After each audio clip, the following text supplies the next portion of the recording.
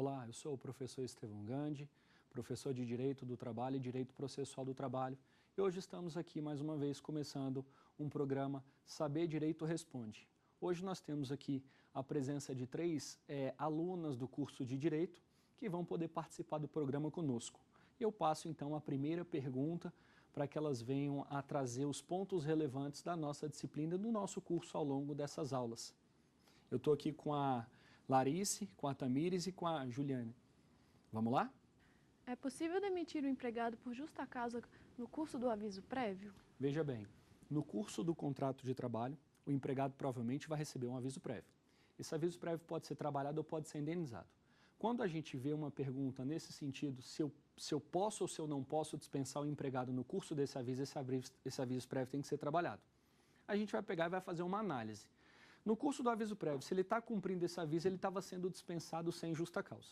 No meio do caminho do aviso, que isso é pelo menos uns 30 dias, isso se a gente não considerar um aviso prévio proporcional, se o empregado cometer uma falta grave, automaticamente nós poderemos dispensá-lo por justa causa. Isso vai ser de extrema relevância? Vai, porque as verbas trabalhistas desse empregado vai ser completamente afetado.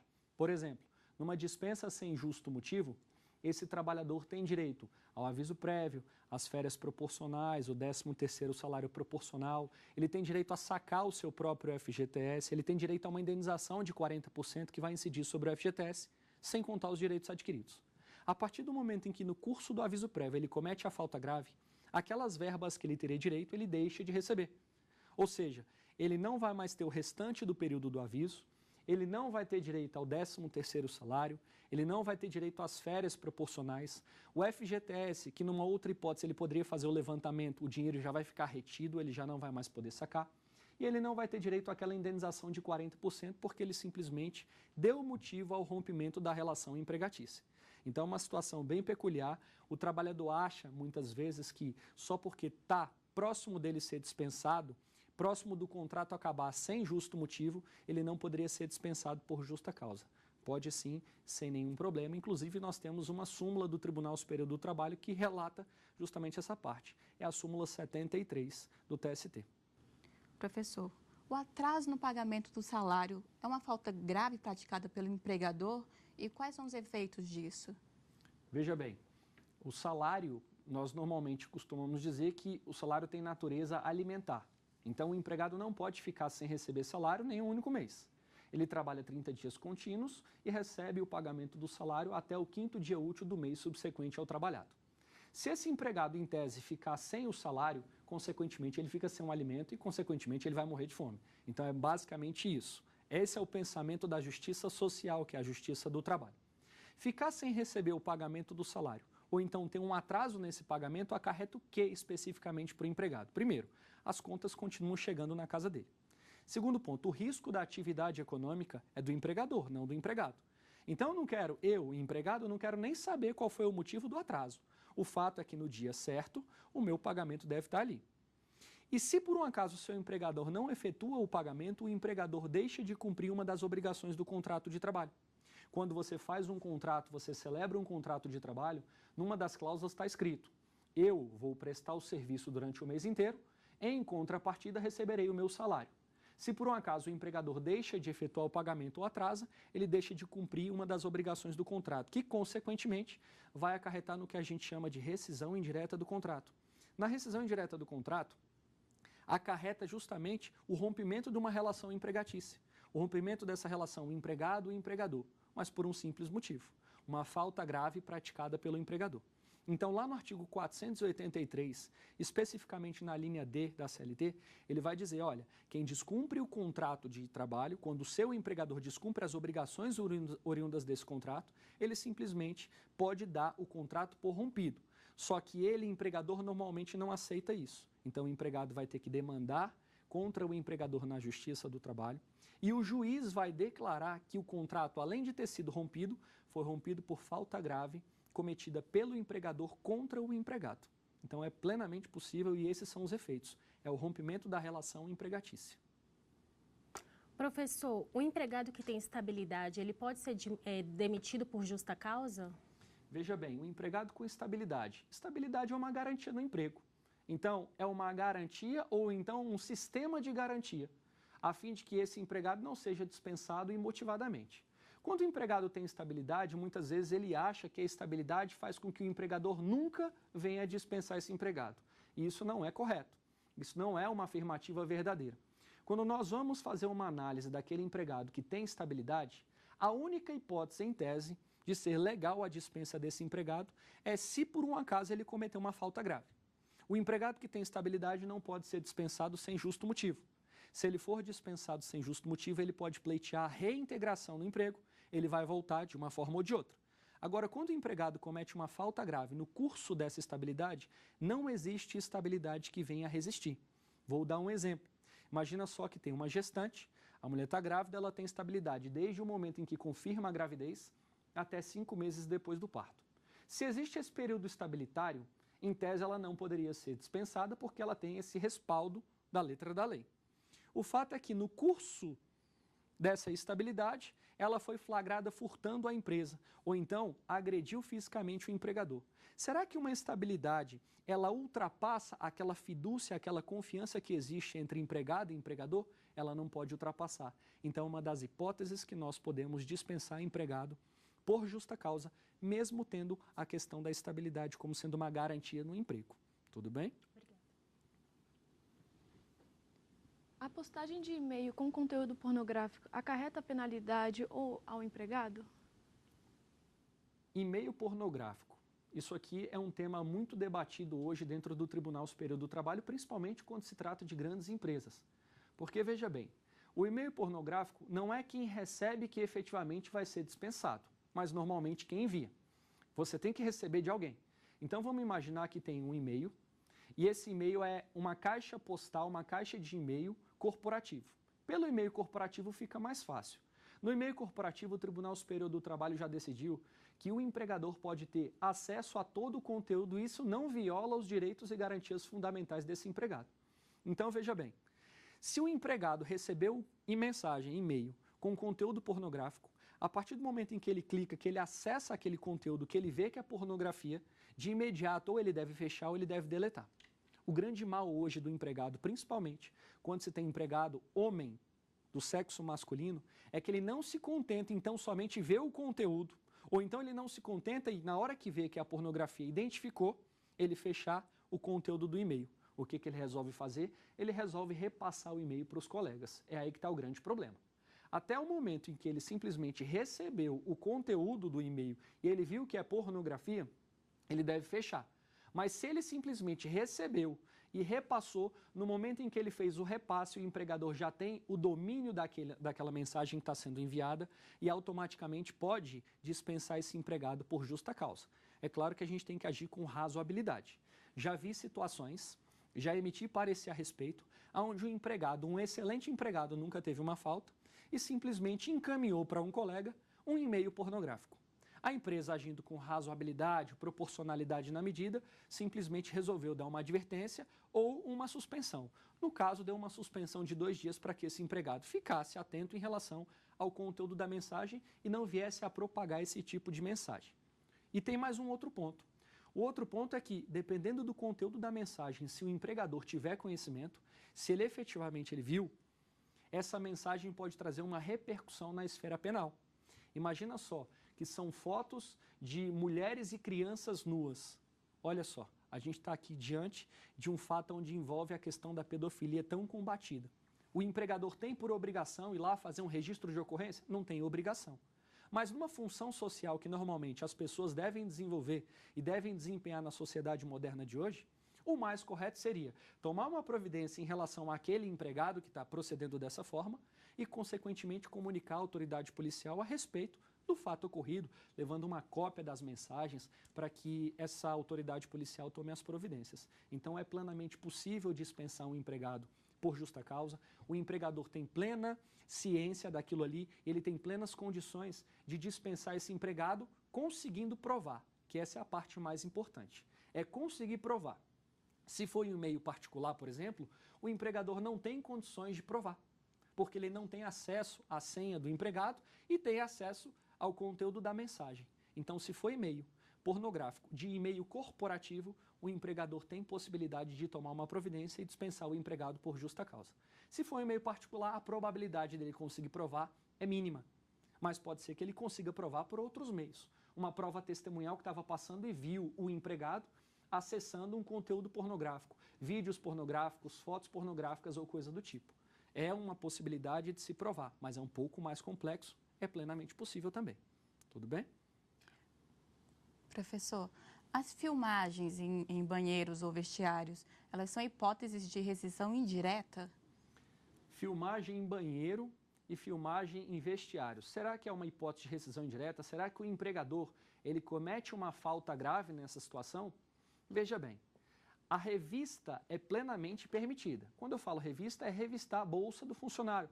Revistar no final do expediente ou então na hora que o funcionário está entrando dentro da empresa para saber quais são os pertences, o que ele está efetivamente carregando. Agora, o que é proibido é a revista íntima. A partir do momento em que o empregador coloca câmeras, ou na sua própria casa, ou então no estabelecimento como um todo, não tem nenhum problema. O problema é quando ele começa a violar preceitos fundamentais, como o direito à intimidade. E se ele está colocando câmeras justamente em locais inapropriados, onde a intimidade daquele empregado está mais em voga naquele exato momento, isso viola esses direitos fundamentais e faz com que, indiretamente, o seu contrato de trabalho esteja sendo descumprido. Nessa circunstância, o empregado pode sim pleitear a rescisão indireta, que é justamente a falta grave cometida pelo empregador contra o empregado. Pleiteando a rescisão indireta, ele vai ter o contrato rompido e todos os direitos trabalhistas como se efetivamente tivesse sido dispensado sem justo motivo. Ou seja, ele não vai ter nenhum prejuízo de natureza pecuniária. Tudo certo? A gente vai parar aqui para o nosso intervalo. Logo em seguida a gente continua com as outras perguntas.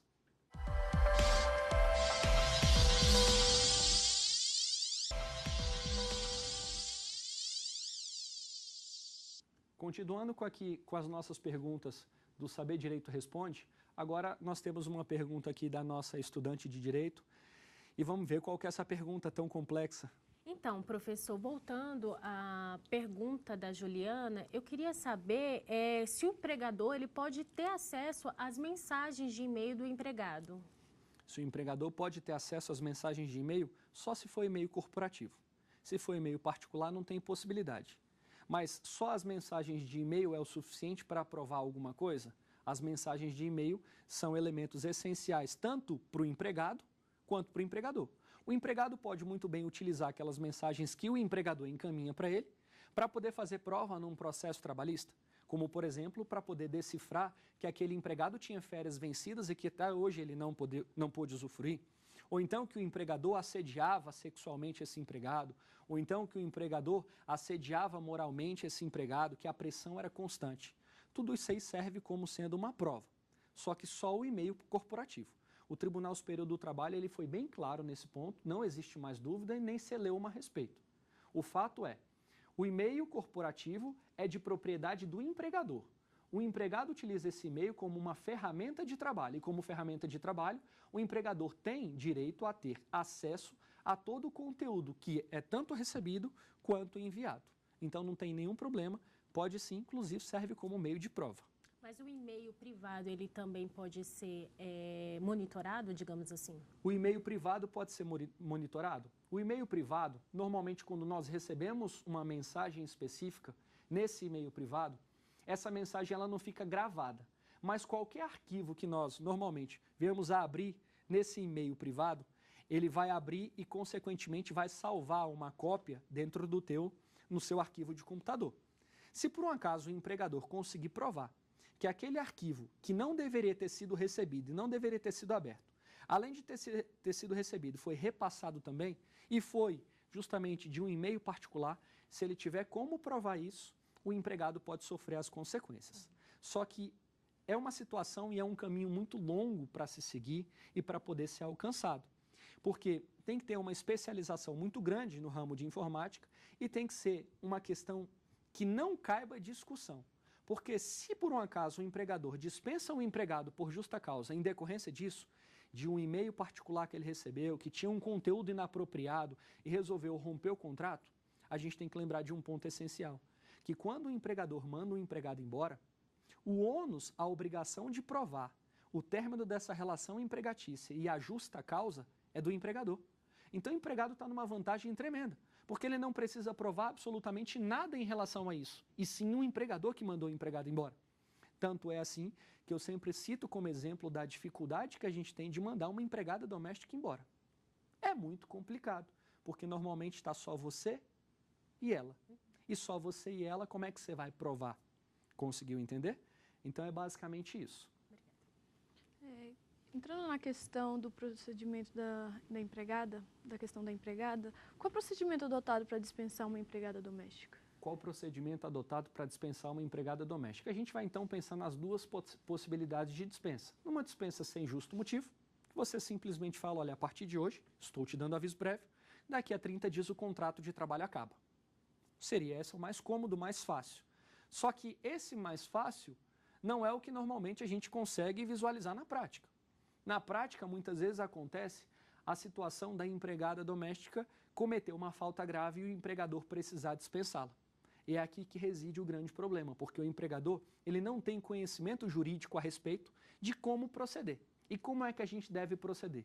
Primeiro ponto, o empregador só pode dispensar uma empregada doméstica por justa causa se efetivamente houver prova da conduta faltosa, da falta grave, da justa causa praticada por aquela empregada. Ah, mas eu tenho prova. O meu filho viu. O seu filho não serve de parâmetro porque ele tem interesse em ajudar a mãe a simplesmente se dar bem. Mas o meu vizinho que frequenta a minha casa todos os dias e assiste a novela comigo, também presenciou. O seu vizinho que frequenta sua casa nessas condições, ele é seu amigo. E essa questão da amizade impede com que ele seja testemunha. Até agora você não conseguiu provar absolutamente nada. Então preciso de prova.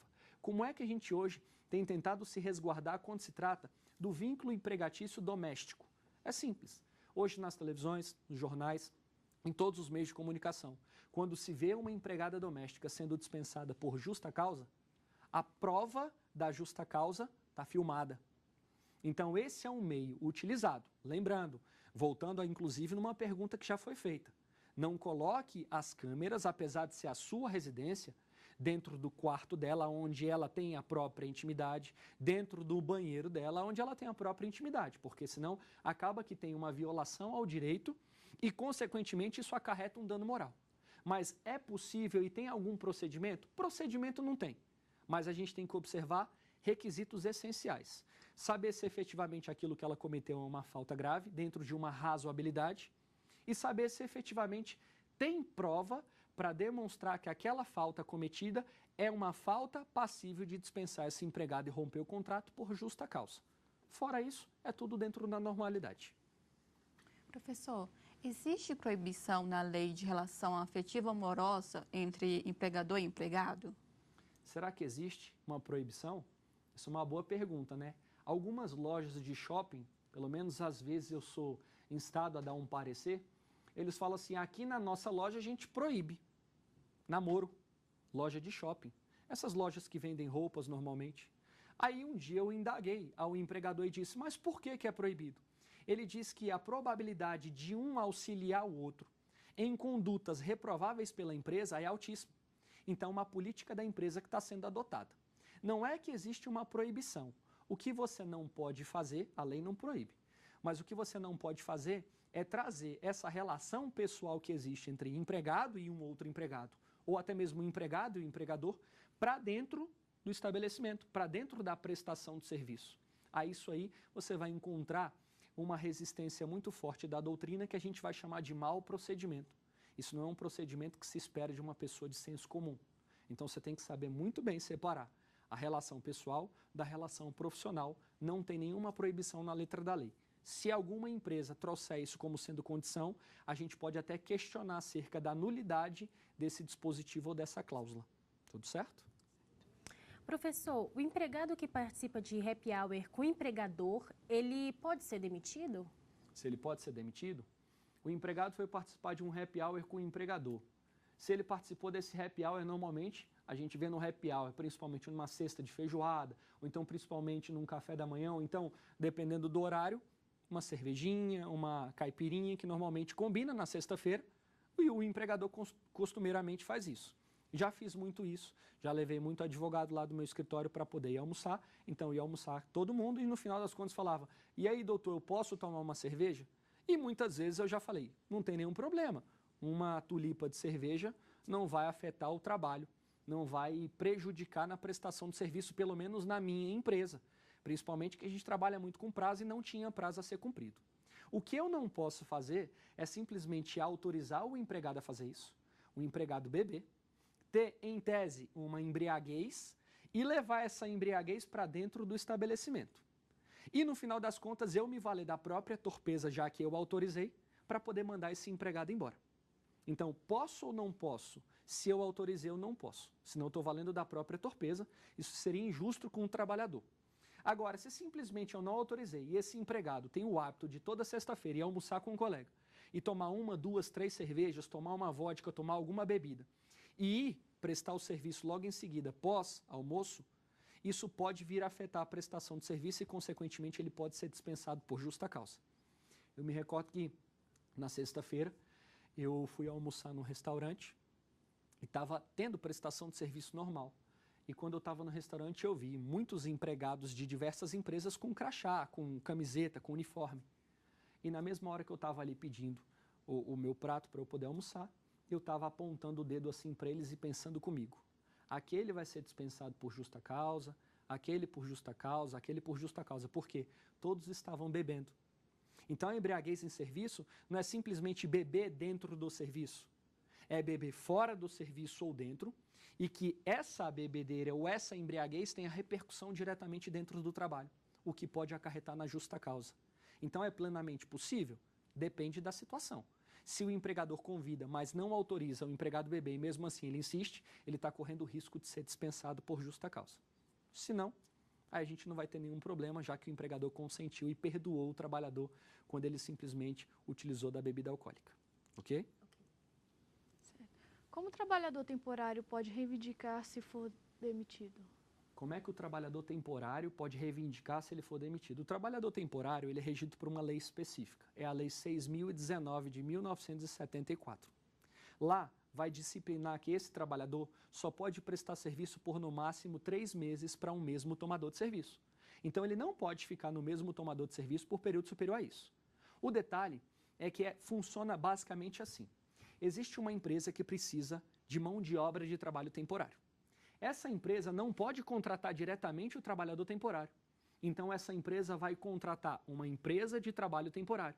Essa empresa de trabalho temporário é responsável por colocar trabalhadores temporários no mercado para poder atender essa necessidade. Então, eu tenho uma empresa com outra empresa.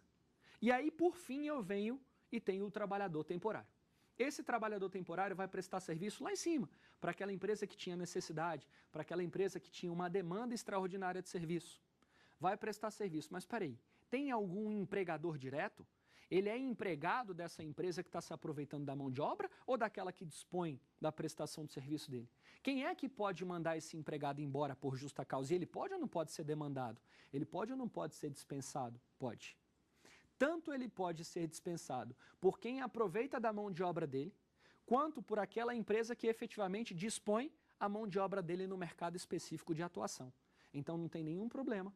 Tanto a empresa que a gente denomina de tomadora de serviço ou cliente, quanto aquela empresa que emprega a força de trabalho, que é a prestadora de serviço, pode romper o contrato de trabalho desse empregado por justa causa. Certo? Aqui nós encerramos a nossa participação no Saber Direito. Eu quero agradecer muito a participação de todos. Eu quero falar para todos os telespectadores que isso é de grande relevância. O direito do trabalho é um direito social, é um direito de participação do trabalhador e que muitas vezes o direito dele é violado por falta de conhecimento. Quando a gente fala de extinção do contrato de trabalho, que foi o tema abordado, que eu senti que era um tema de maior relevância pela dificuldade que o empregado tem no dia a dia de tratar esse assunto, de saber quais são os direitos, não foi à toa. Foi justamente para poder alertar tanto o trabalhador quanto o empregador acerca da necessidade de conhecer um pouco mais do direito, de conhecer um pouco mais de como é que é feita essa rescisão do contrato de trabalho, seja com ou sem justa causa.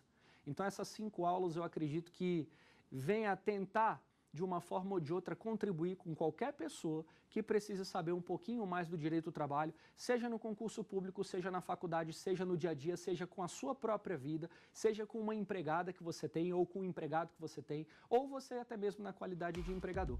Agradeço muito e sucesso a todos. Tem dúvidas? Mande as perguntas para o endereço saberdireito@stf.jus.br. E você também pode estudar na internet. O endereço é o www.tvjustiça.jus.br.